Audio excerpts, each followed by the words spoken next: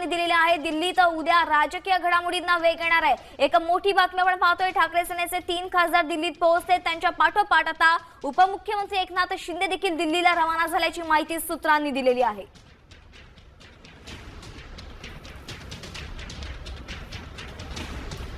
तर हिंगोलीचे खासदार नागेश पाटील आष्टीकर हे नॉट रिचेबल असल्याची माहिती मिळते। तसंच ओमराजे निंबाळकर हे पुण्यात असल्याची माहिती मिळते। सध्या आपण पाहतोय ठाकरे सेनेचे 5 खासदार नाराज होते अशी चर्चा रंगलेली होते। अशात 3 खासदार दिल्लीत आहेत, तर 2 खासदारांपैकी 1 खासदारांचा फोन लागत नाहीये, तर दुसरे खासदार हे पुण्यात असल्याचं समजतंय।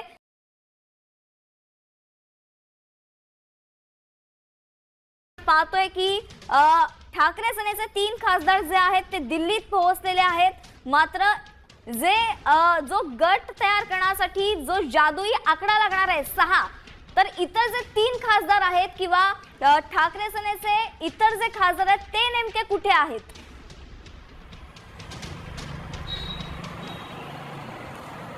नक्कीच जे आता ऑपरेशन टायगरच्या ज्या काही चर्चा सुरू आहेत त्याला खरं तर संजय राऊत यांच्या ट्विटने देखील दुजोरा दिल्यास आपण बोलू शकतो।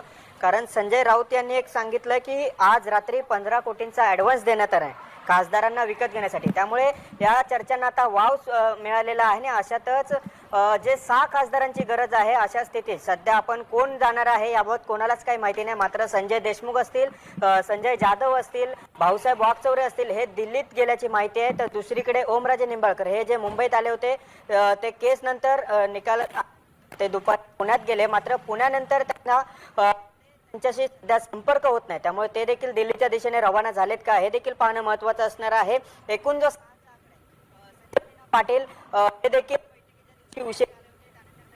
आपण सर्वांनी मात्र त्यांच्याशी देखील संपर्क साधला असता फोन लागत नाहीये, ते देखील संपर्क क्षेत्राच्या बाहेर असं म्हणता येईल कारण त्यांच्याशी कॉन्टॅक्ट होत नाहीये। दुसरीकडे अरविंद सावंत असतील, अनिल देसाई हे दिल्लीतच आहेत, संजय राऊत देखील दिल्लीत आहेत। अशा स्थितीत 6 खासदार नेमके कोण आहेत जे शेड्यूल 10 चा जो कायदा आहे त्याला वाचण्यासाठी, म्हणजे पक्षांतर बंदी जो कायदा आहे त्याच्यातून वाचण्यासाठी जो 2/3 आकडा आहे, जी जादुई फिगर आहे 6 जणांची, ती होण्यासाठी हे नेमके 6 खासदार नेमके कोण आहेत हे देखील पाहणं नक्कीच गिरीश, आता हे इतर 6 खासदार कोण असणार आहेत याकडे संपूर्ण महाराष्ट्राचं लक्ष लागलेलं आहे।